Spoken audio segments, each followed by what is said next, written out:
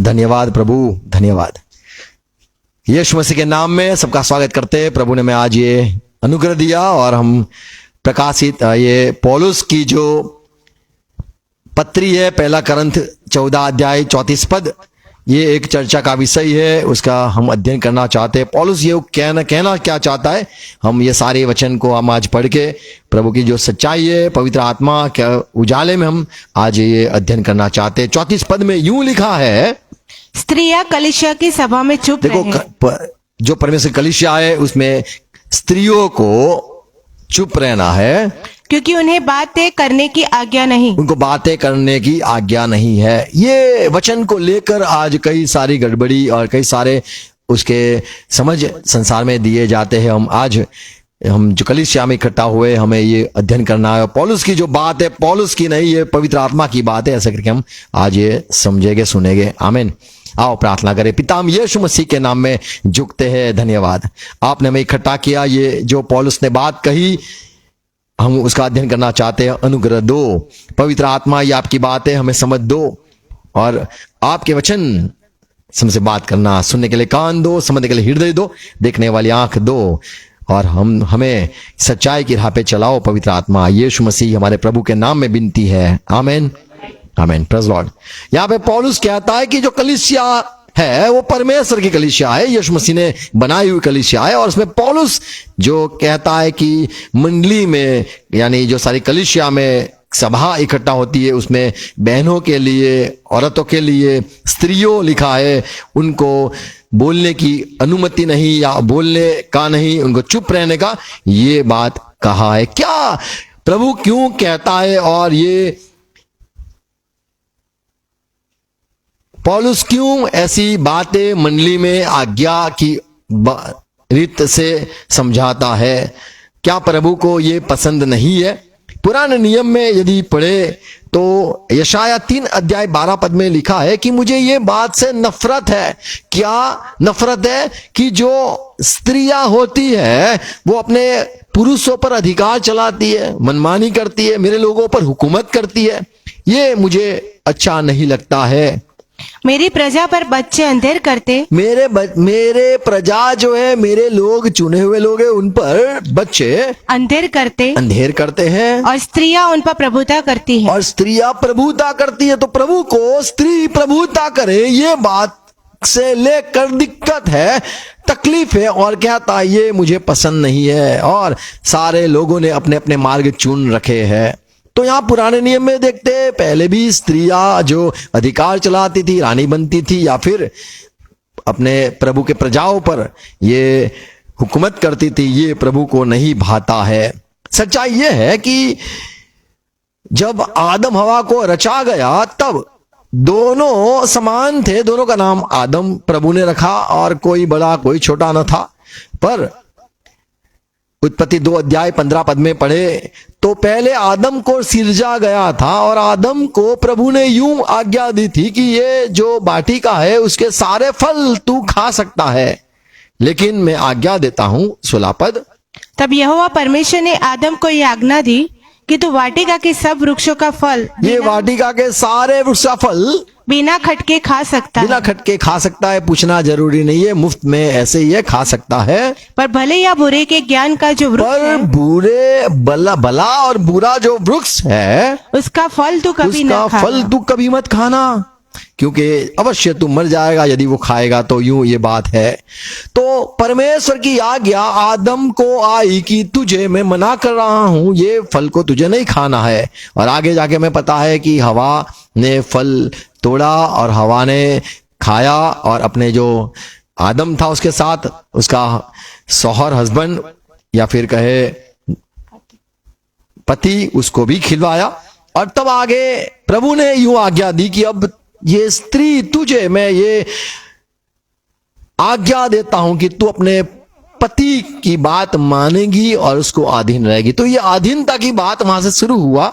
ये बाइबल सिखाता है स्त्री को पुरुष को अधीन रहना है। ये नियम प्रभु का है और प्रभु की ये आज्ञा है, और ये कोई श्राप नहीं है कि प्रभु की आज्ञा है।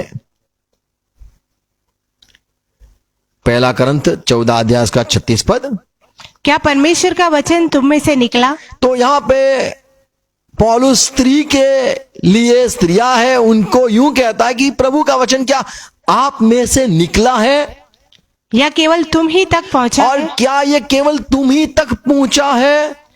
यदि कोई मनुष्य अपने आप को भविष्यवक्ता, यदि कोई खुद को भविष्यवक्ता समझती है, या आत्मिक जन समझे, या आत्मिक खुद को समझता है, तो यह जान ले कि जो बातें मैं तुम्हें लिखता हूँ, मैं ये बात को लिखने की मुझे अब जरूरत महसूस हुई है, ये मैं इसीलिए लिखता हूँ, वे प्रभु की आज्ञाएं ये हैं। प्रभु की आज्ञा है। तो प्रभु की आज्ञा क्या है? तो 34 पद में पढ़ा कि स्त्रियों को कलीसिया में चुप रहना है। स्त्रियां जब कहा तो उसमें आत्मिक भी स्त्रियां आ गई, प्रभुवत या फिर नबुवत करने वाली स्त्रियां भी आ गई, और शादीशुदा स्त्री उसका जिक्र किया गया है कि उसको बोलने की अनुमति पौलुस नहीं देता है। खुद को आत्मिक मानता है या फिर अगवाह मानता है या फिर प्रबोधक मानता है, तो उसको मंडली में बोलने की अनुमति नहीं दी गई है। ये क्या है? तो चर्चा का एक सही विषय है। हो सकता है जो खुद को आत्मिक समझता है या प्रबोधक समझता है, वो बहस करे कि क्यों हमें मना किया पौलुस आपने, या फिर क्यों आपने यूं लिखा कि मैं अनुमति नहीं देता हूं कलीसिया में, सभा में उसको बोलने की, क्यों? तो सभा में नए विश्वासी भी आ सकते हैं, अविश्वासी लोग वे भी मंडली में आ सकते हैं, और जब ये होता है तो ये ठोकर का कारण भी हो सकता है, पता नहीं। पर पौलुस ने मना किया और कहा मैंने यूं लिखता हूं, ये प्रभु की ओर से आज्ञा है, ये आपको मान के चलना है। मैं यहां पे ये जो अध्याय का अंतिम भाग है, 14 अध्याय 1 Corinthians 34 से लेकर आगे तक पढ़ेंगे। तो यहां पे 7 बातें, सच्चाई यहां पे एक बात देखते हैं। पहली सच्चाई, स्त्रियां को कलीसिया की सभा में चुप रहना है। तो यहां जो स्त्रियां लिखा है वो जो शादीशुदा है, जिसका पति है उसे अधीन है, उसकी बात की गई है। उसको अधीन रहना है, अपने पति को अधीन रहना है, क्योंकि वो उसको बोलने की अनुमति मैं नहीं देता हूं, ऐसे करके जब कहा तो सच्चाई ये है कि जो अधीन स्त्री है उसका विषय में लिखा है। जो स्त्री अधीन है यानी अपने पति को पूछो, ऐसे करके भी आगे लिखा है। दूसरी बात हम देखते हैं, ये स्त्री जो है कि जिसको बोलने की अनुमति नहीं देता है पौलुस ये बात अच्छी तरह से जानता है कि कलीसिया में स्त्री भी सेविका हो सकती है। रोमन की पत्री 16 अध्याय 1 पद में पौलुस अच्छी तरह से जानता है कि स्त्री कलीसिया में मंडली की एक सेविका भी हो सकती है।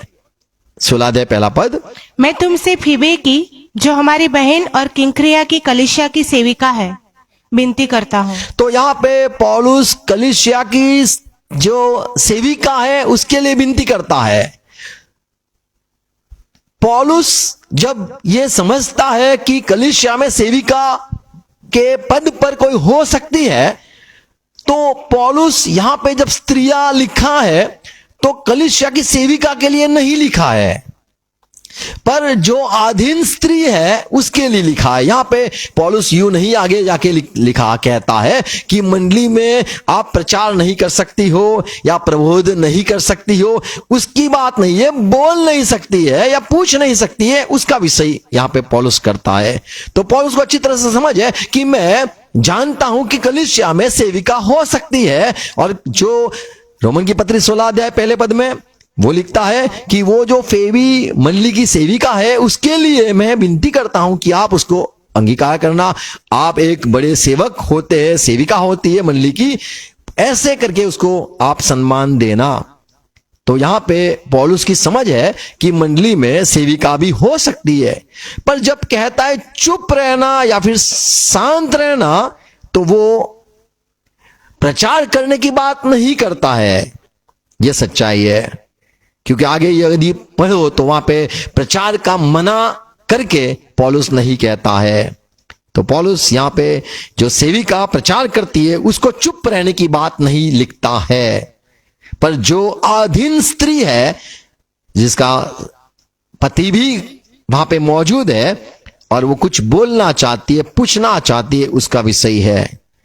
तो पौलुस स्त्री की सेवकाई के विषय में नहीं लिखता है, पर वो जब कहता है ये प्रभु की आज्ञा है ऐसे में लिखता हूं, चुप रहना, तो वो विषय अलग है। प्रचार का विषय नहीं है, प्रबोध करने का विषय नहीं है, नबूवत करने का विषय नहीं है, सिखाने की बात का विषय नहीं है, पर या सेविका का विषय नहीं है, पर पूछने की बात है। तीसरी एक सच्चाई यूं देखते हैं, पौलुस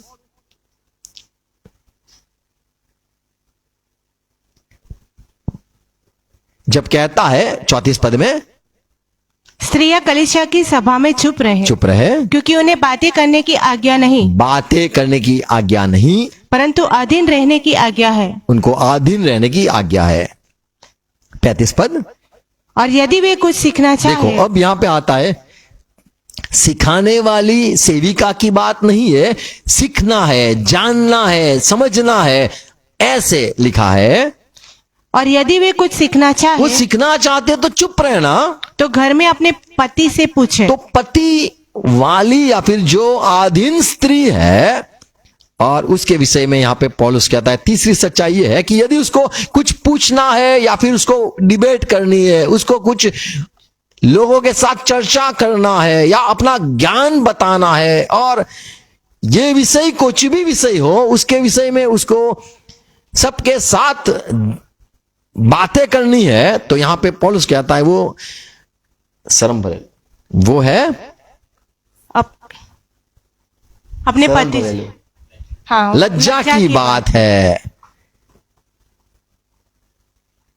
35 पद, और यदि वे कुछ सीखना चाहे, वे स्त्रियां, सेविका नहीं, प्रचार करने वाले नहीं, नबूवत करने वाले नहीं, पर वो सीखना चाहे तो घर में अपने पति से पूछे। तो पौलुस यहां पे प्रचार करना, मना करना, ये बात को लेकर बहस नहीं करता या फिर लिखता नहीं है, अधीन रहने की बात सिखाता है। जो औरत अपने पति के साथ आई है उसको अधीन रहना उसको सिखाता है, और यदि उसको पूछना है, उसको कुछ जानना है, उसको चर्चा करनी है, तो फिर वो घर पे जाके अपने पति के साथ करे। क्योंकि स्त्री को सभा में, कलीसिया में, जहां पे सारे गवाह भी होते, वहां पे यदि वो बोलती है तो उसके लज्जा की बात है। पौलुस चाहता है आप अपने पति के साथ घर पे जाके ये बहस करो या बात करो। क्यों? क्योंकि यदि आप ऐसी चर्चा करने लग जाओगे तो आपके पति को शर्म आएगी, आपके पति को नीचा देखना होगा कि ये मेरी औरत कैसे सवाल उठाती है, अरे इसको क्या ज्ञान है, इसको चुप करवाओ।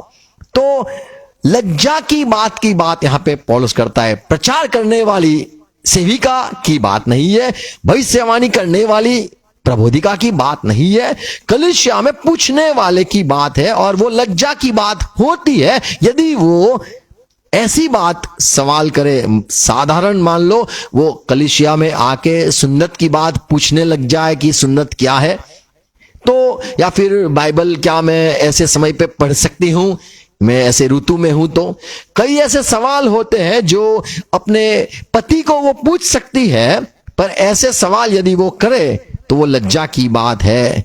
ऐसे भी शायद सवाल हो कि याकूब ने 4 बीबियां रखी, तो क्या हम 4 पति नहीं रख सकते हैं? तो ऐसे कोई बात हो तो वो लज्जा की बात है।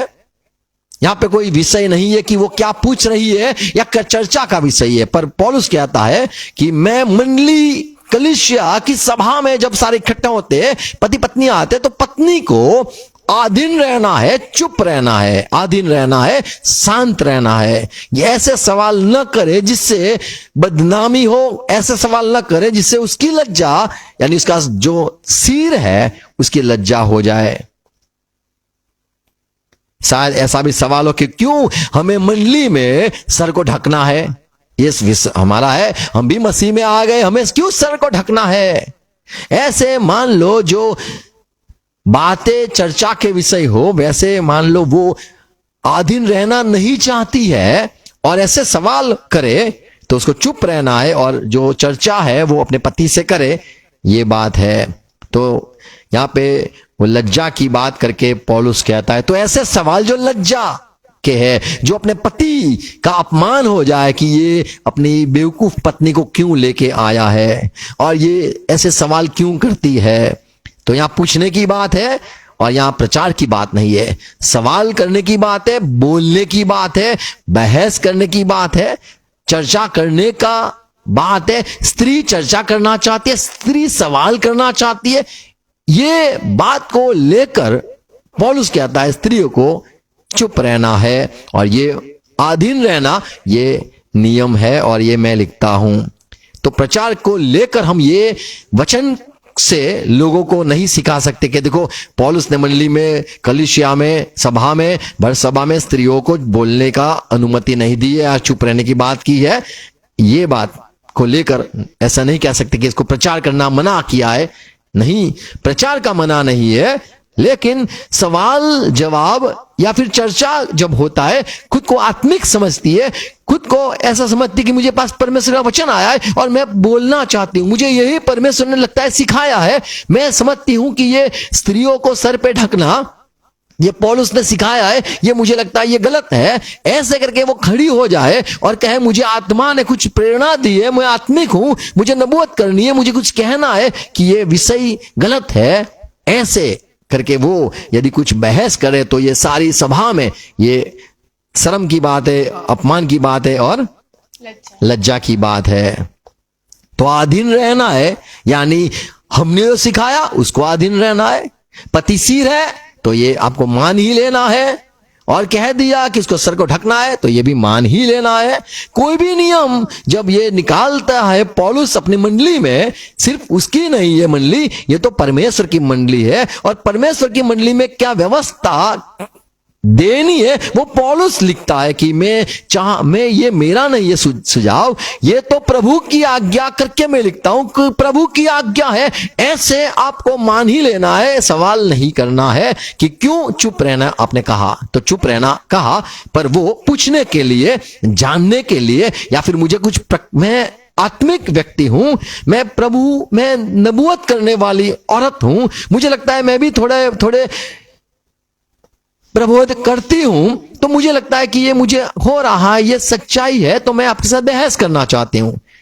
तो वो लज्जा की बात है, उसको बोलने का अनुमति पौलुस नहीं देता है। वो यीशु का प्रचार कर सकती है, वो यीशु मसीह में के लिए मर सकती है।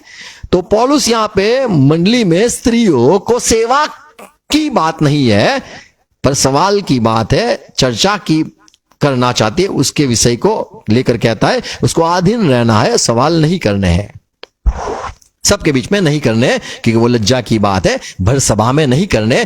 ये हो सकता है कि नए विश्वासी यदि आ जाए तो वो देखे ये तो औरत भी बोल सकती है, यहां पे सब लोग आजाद है, कुछ भी कोई खड़ा होकर बोल सकता है क्या। तो व्यवस्था के लिए पौलुस ने कहा।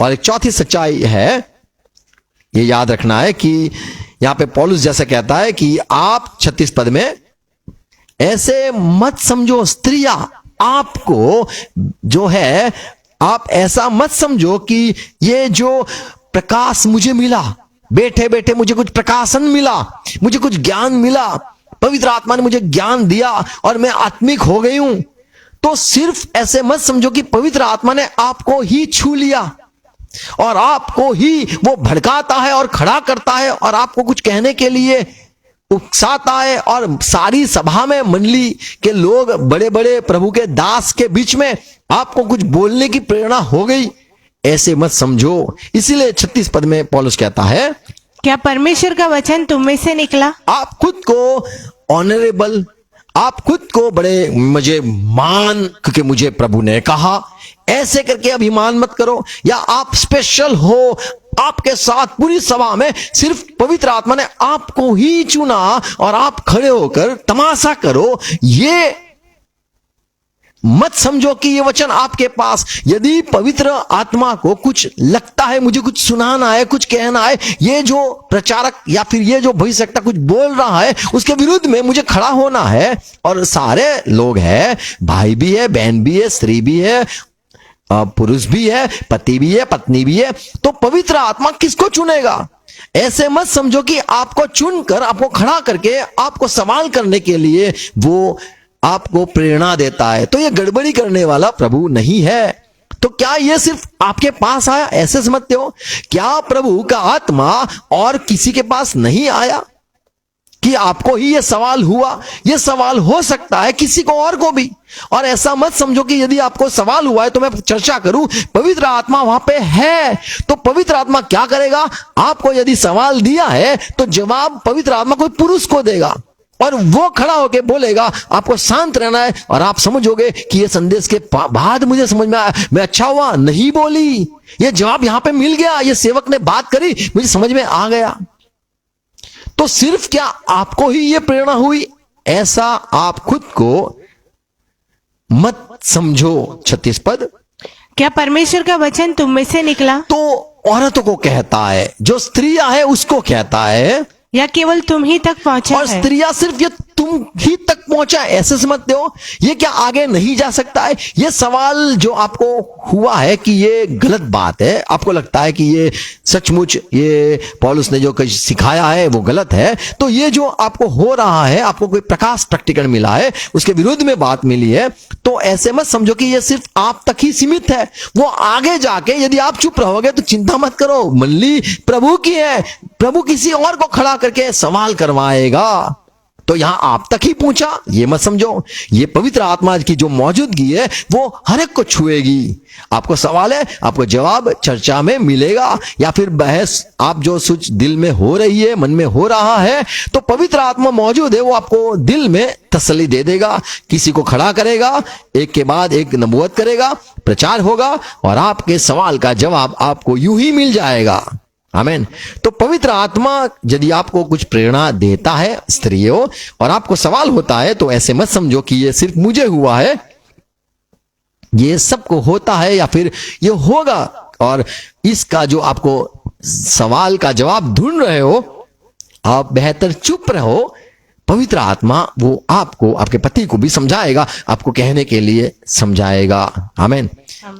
27 पद, 37 पद, यदि कोई मनुष्य अपने आप को भविष्यवक्ता, तो जो वचन आता है तो खुद को समझता है कि परमेश्वर का वचन मेरे पास आया तो मैं भविष्यवक्ता हो गया हूं, या आत्मिक जन समझे, मुझे प्रभु का वचन ये प्रकट हुआ, मेरे तक आ गया है, तो मैं समझता हूं कि प्रभु ने मुझे आत्मिक बनाया है, तो यह जान ले, तो ये जिसके पास वचन आया है, जिसको ये सोच पैदा हुई है, जिसको ऐसा लगता है कि पवित्र आत्मा ने मुझे छू लिया और सवाल मुझे हो रहा है, खुद को आत्मिक समझ रहा है, खुद को प्रबोधक समझ रहा है, प्रबोधिका समझ रही है, तो उसको विषय में पौलुस आगे कहता है, यदि आपके पास वचन आया, ऐसे मत समझो, धन्य है आपके पास वचन आया है, आपको सवाल हुआ है, अच्छी बात है, आपके पास प्रभु आपसे बात कर रहा है, चिंता मत करो, प्रभु ही है जो आपको और ज्यादा ज्ञान देगा, सवाल का जवाब भी मिलेगा आपको। और यूं भी कहता है पौलुस कि आप खुद को आत्मिक समझते हो, क्यों? क्योंकि वचन आपके पास आया लगता है और आप नबूवत करने के लिए प्रेरणा होती है। तो ऐसे मत समझो कि मैं प्रबोधिका हूं। तो पौलुस कहता है, यदि ये आप आत्मिक हुए हो, कलीसिया में आपको बोलने की बड़ी ताकत मिल रही है और आप समझते हो कि मैं पवित्र आत्मा से भरपूर हो गई हूं, बोलने का आपको बड़ा ताकत या फिर आपको बड़े बल मिल रहा है, तो पौलुस कहता है, शांत रहो, मैं तुम्हें ही लिखता हूं जो खुद को आत्मिक समझ गए हो, प्रबोधिका समझ गए हो, मैं आपको ही लिखता हूं कि ये प्रभु की आज्ञा है। तो आप शांत हो जाओ। आपके दिल में जो बड़ा भड़काव हो गया है, सवाल हो गए, पौलुस आप सारे पुरुषों के लिए ये करते हो और बहनों के लिए ऐसी ऐसी आज्ञा लिखते हो, ये अच्छी बात नहीं है, ये तो अन्याय है। तो पौलुस कहता है, ये सुन लो, अब आप कलीसिया में आए हो, आप पहले से कहीं प्रभु से टपके हुए नहीं हो, आप कोई प्रेरित नहीं हो, आपने कोई कलीसिया बनाई नहीं है। करंथ की कलीसिया, ये पौलुस ने जो वहां पे शुरुआत की थी, वो कहता है अभी आपको मेरी बात सुननी है, ये मेरे ओर से नहीं, ये प्रभु की ओर से आज्ञा मैं आपको लिखता हूं। तो जो सुनने वाले थे या फिर खुद को आत्मिक समझ रहे थे, वचन आया लगता था जो स्त्रियों को, और जो खुद को प्रबोधिका समझती थी कि मुझे बोलना ही है, प्रभु मुझे बुलवाना चाहता है, तो ऐसे लोगों को पौलुस कहता है कि ये प्रभु की आज्ञा है, यानी वो शांत हो जाएगा। आमीन। तो यहां एक और सच्चाई है, 5वीं सच्चाई ये है कि ये जो सभा की बात कर रहा है, चुप रहना, ये सभा में नए विश्वास भी आ सकते हैं, नए विश्वासी भी जुड़ सकते हैं, अविश्वासी जो बाइबल नहीं जानते वे भी सारे इकट्ठे हैं उसमें। यदि आप कोई सवाल करे, आपको कोई बात कहने को मन करे, आपको कुछ जानने के लिए मन करे, या आप चर्चा करके ये जो बहस करके आप खुद को सच्चाई मेरे पास है ऐसे करके आप कुछ कहना चाहो, तो जो ये भी याद रखो कि आने वाले अविश्वासी भी है, प्रभु के नए नए लोग भी है, उनको ये ठोकर लग सकती है। और ऐसे 1 कुरिन्थी 7:14 में पौलुस कहता है कि मान लो कि अविश्वासी है, पति अविश्वासी है और पत्नी विश्वासी है। 14 पद, क्योंकि ऐसा पति जो विश्वास न रखता हो वह पत्नी के कारण पवित्र ठहरता है। तो यहाँ पे पौलुस कहता है कि मान लो पूरी कलीसिया में सारे अविश्वासी है और एक ही स्त्री है जो विश्वास करती है। मान लो सारी कलीसिया में नए नए बच्चे प्रभु में आए हैं जो इतना ज्ञान नहीं पाया हुआ है, पर उसमें एक ही स्त्री है जो प्रभु के आत्मा से भरपूर है और वो विश्वासी है, पूरी तरह से समझदार में चलती है, तो प्रभु उसका इस्तेमाल कर सकता है और प्रभु उसको अपना मुंह बनाकर लोगों के साथ बात कर सकता है। पर मंडली कलीसिया में तो विश्वासी भी है, सेवक भी है, और कलीसिया में अविश्वासी लोग भी आए हुए हैं, विश्वासी लोग नए नए वो भी जुड़े हुए हैं। तो प्रभु का जो वचन है कि अविश्वासी पति हो तो विश्वासी पत्नी के जरिए प्रभु काम कर सकता है और अविश्वासी जो है पति उसको सुधार सकता है। तो प्रभु अविश्वासी लोगों के बीच में विश्वासी वो स्त्री क्यों ना हो उसका भी प्रभु इस्तेमाल कर सकता है। आमीन। तो अविश्वासी के बीच में प्रभु उसको चुनकर, स्त्री को चुनकर उससे बड़ा काम करवा सकता है, ये ना नहीं है। पर पौलुस कलीसिया की बात कर रहा है जहां पे विश्वासी है, संत भी है, उसके बीच में उसको ऐसे समझना है कि मैं जैसे विश्वासी हूं ऐसे ही बड़े बड़े बुजुर्ग या विश्वासी लोग भी कलीसिया में जुड़े हुए हैं। आमीन। पर उसको यदि वो अविश्वासी के बीच में है तो वो बोल सकती है और प्रभु ही उसको चुनकर कहेगा तू बोल सकती है। क्यों? क्योंकि लोग अविश्वासी है और अविश्वासी पति क्यों ना हो, पर विश्वासी पत्नी से प्रभु उसके इस्तेमाल करके अविश्वासी पति को भी विश्वासी बना सकता है। तो चुप रहना इसीलिए क्योंकि मंडली में ऐसे ऐसे लोग भी है, विश्वासी लोग भी है, इसीलिए उसको ऐसे नहीं समझना है कि कोई बोलने वाला नहीं है, कोई बहस करने वाला नहीं है और ये सारी गलत गड़बड़ी चल रही है और कोई ज्ञानी नहीं है, ऐसे नहीं समझना है। पर पति अविश्वासी है या कलीसिया में अविश्वासी लोग हैं, ऐसे लोग के सभा अविश्वासी है, तो वहां पे प्रभु अवश्य विश्वासी यदि स्त्री होगी तो उसका इस्तेमाल करेगा। पर भर सभा में तो विश्वासी लोग भी है, इसीलिए उसको शांत रहना है। छठी बात, पौलुस जब कहता है कि मैं मना करता हूं, इनको बोलने की अनुमति नहीं देता हूं, शांत रहना है, तो यहां पे वो बहस करके ऐसे तो कई सारी हम कह सकते हैं कि क्यों शांत रहने के लिए कहा, चुप रहने के लिए कहा। तो आगे पढ़ते हम कि नियम शास्त्र क्या है, वो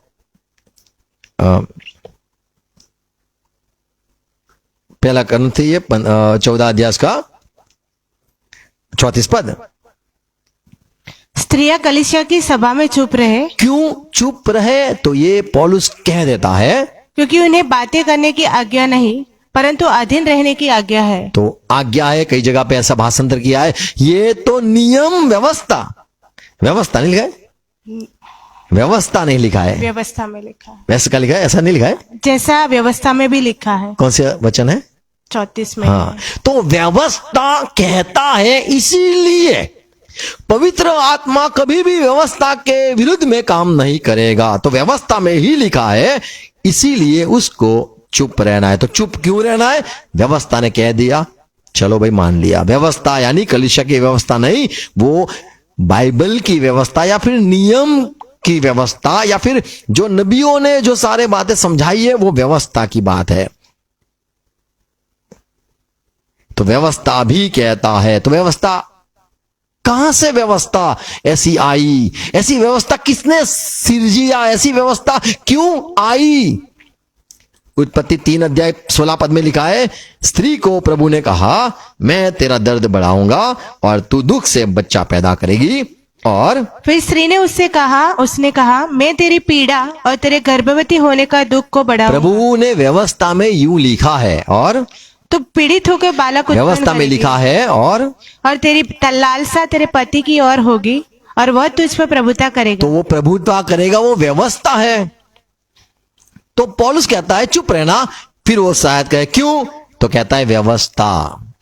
ऐसे अधीन रहना, ये नियम व्यवस्था में, मूसा की व्यवस्था जो 5 पुस्तक है उसमें ही है। देखो पतरस कहता है, पहला पतरस 3:5 में, कि जो पवित्र स्त्री थी पहले के समय में, पवित्र स्त्री, यदि वो कलीसिया में, ये मंडली में पवित्र स्त्री होती है, ये पौलुस जब कहता है कि जो स्त्रियों को बोलने की मना करता हूं, पवित्र स्त्रियों आपको मैं कहता हूं, पवित्र स्त्री। और पूर्व काल में पवित्र स्त्रियां भी जो परमेश्वर पर आशा रखती थी, अपने आप को इसी रीति से संवारती और अपने अपने पति के अधीन रहती। तो व्यवस्था पवित्र स्त्री जानती थी, इसलिए पौलुस कहता चुप रहना। क्यों? क्योंकि पवित्र स्त्री खुद को आप यदि समझते हो तो व्यवस्था आपको पता होनी चाहिए। उत्पत्ति 3:16 में अनुसार अधीन रहना है। तो व्यवस्था कहता है आपको चुप रहना है, तो स्त्री कहेगी अच्छा व्यवस्था कहता है तो मैं चुप रहेंगे। पहला ग्रंथी 11 अध्याय 3 पद, मैं जानता हूं, पौलुस कहता है, सो मैं चाहता हूं, और मैं चाहता हूं कि तुम यह जान लो, क्या जान लो, कि हर एक पुरुष का सिर मसीह है। हर एक पुरुष का जो सिर है उसका चलाने वाला वो तो मसीह है, और स्त्री का सिर पुरुष और है। और जो स्त्री है उसको चलाने वाला वो है पुरुष, और मसीह का सिर परमेश्वर है। और मसीह को चलाने वाला परमेश्वर है। तो यहाँ पे पौलुस कहता है मैं तुम्हें समझाना चाहता हूं, आप एक दूसरे को अधीन हो। पुरुष मसीह को अधीन है, मसीह परमेश्वर को अधीन है, और स्त्री है उसको पुरुष को अधीन रहना है, अपने स्वर को अधीन रहना है।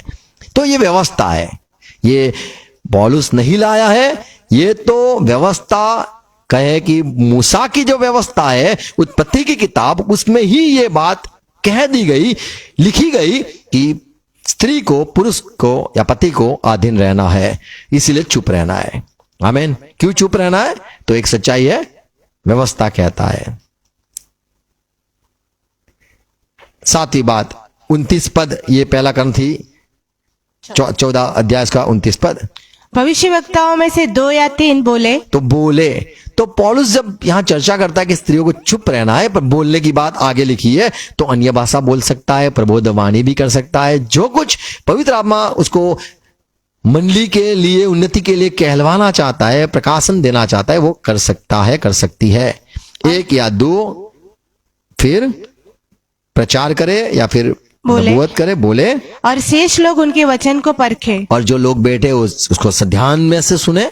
परंतु यदि दूसरे पर जो बैठा है कुछ ईश्वरीय प्रकाश हो। देखो यहाँ पे अभी आया, किसी को प्रकाश हो, स्त्रियों को चुप रहना है, किसी को प्रकाश मिले। यहाँ पे चर्चा हो रही है, प्रचार हो रहा है, मान लो सुन्नत का कुछ भी प्रचार हो रहा है, और किसी को प्रकाश मिले, तो स्त्रियों को मान लो प्रकाश मिले, तो उसको बोला है तो आत्मिक लगता है, खुद को आत्मिक समझती है, प्रबोधक क्या समझती है, तो चुप रहना।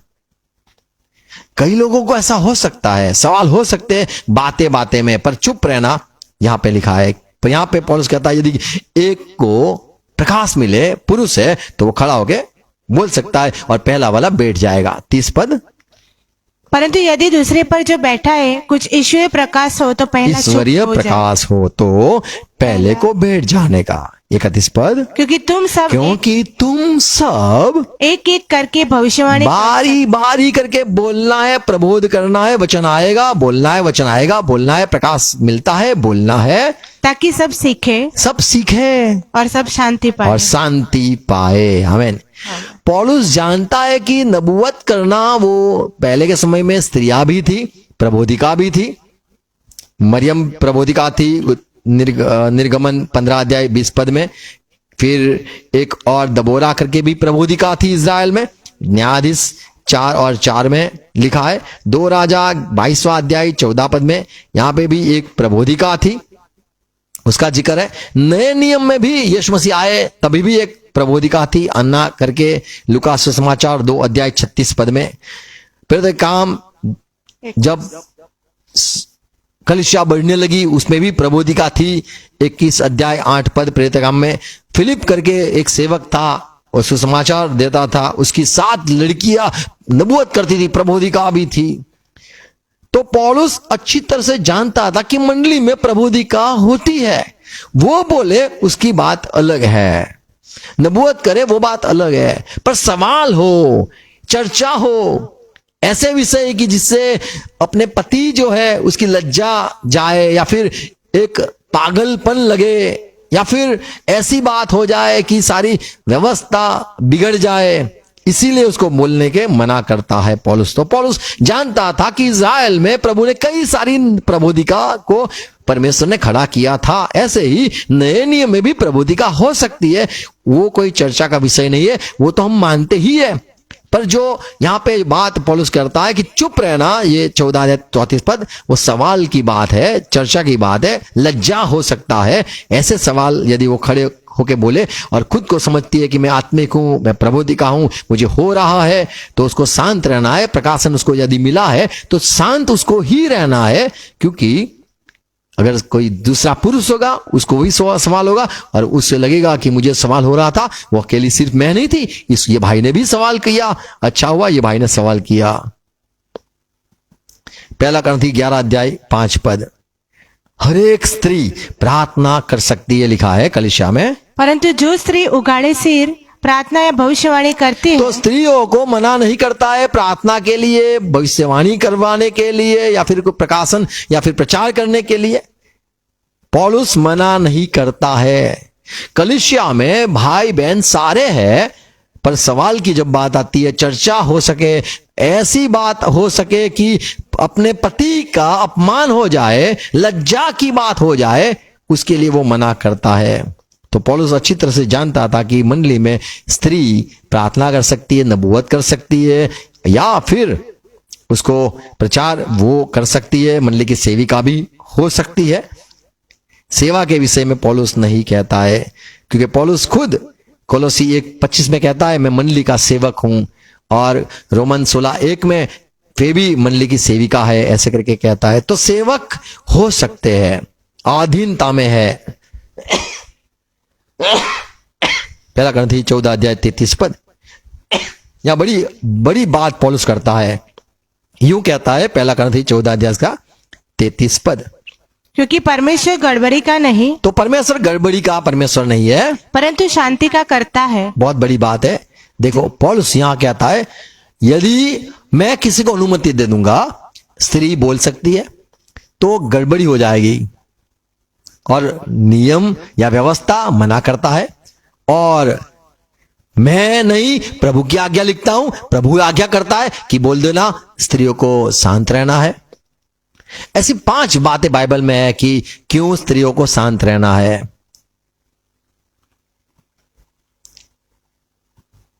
लज्जा की बात है, व्यवस्था कहता है चुप रहना, उसको अधीन रहना है, और पौलुस कहता है ये प्रभु की आज्ञा मैं लिखकर कहता हूं, चुप रहना है। और ऐसा खुद को नहीं समझना कि ये सिर्फ मुझे ही प्रकाश हुआ, प्रकट मिला, प्रकटीकरण हुआ, मुझे ही समझ मिला, या मैं बोलना है मुझे, प्रभु ने मुझे ही बताया, ऐसे करके भी अभिमान नहीं करना है। और ये सिर्फ मुझे ही मिला, या फिर प्रभु मुझे कहना चाहता है मैं प्रबोध करूं, प्रबोधिका बन के प्रबोध करूं, कुछ कहूं, इसके लिए नहीं समझना है कि भाई उसको बोलना है। तो पौलुस मना करता है। और यहां पे जब ये लिखा है कि प्रभु गड़बड़ी का प्रभु नहीं है, मान लो पौलुस ने यहां पे मना किया है और दूसरी कलीसिया में स्त्रियों को बोलने की अनुमति मिल जाए, या फिर सब चर्चा में वो भी शामिल हो जाए, तो हो सकता है कि जो मंडली की व्यवस्था या फिर मंडली जिसे कहा जाता है, कलीसिया जिसको कहा जाता है, तो ये सारा गड़बड़ी हो जाएगी। सच्ची कलीसिया कौन सी है?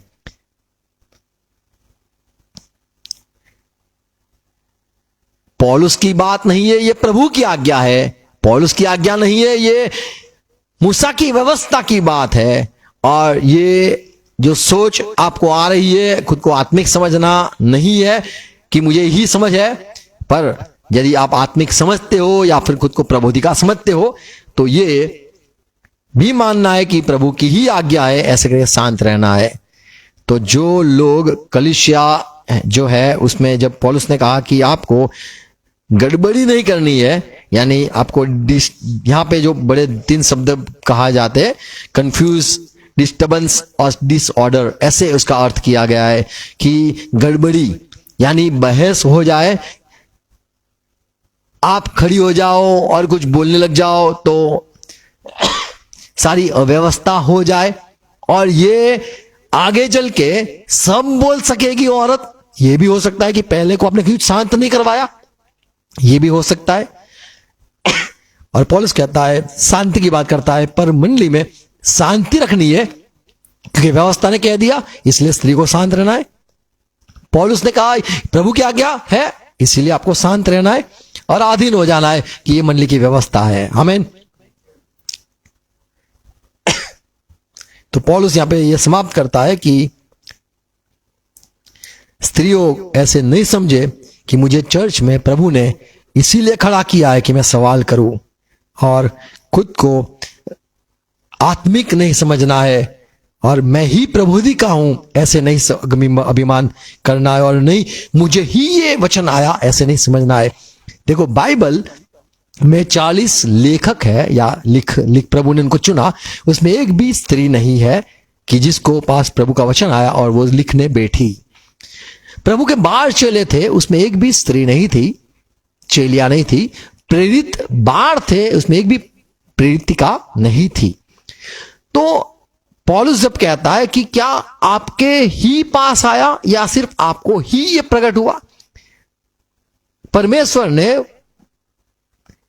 पुरुषों को रखा है कि जो जिसका सिर मसीह है, तो जो प्रभु के अधीन है पुरुष, उसको प्रभु चुनता है अपनी बात कहलवाने के लिए। मान लो प्रबोधिका भी हो तो वो भी कोई पुरुष होगा, पास्टर होगा या फिर अगवा होगा, उसको वो अधीन रहेगी।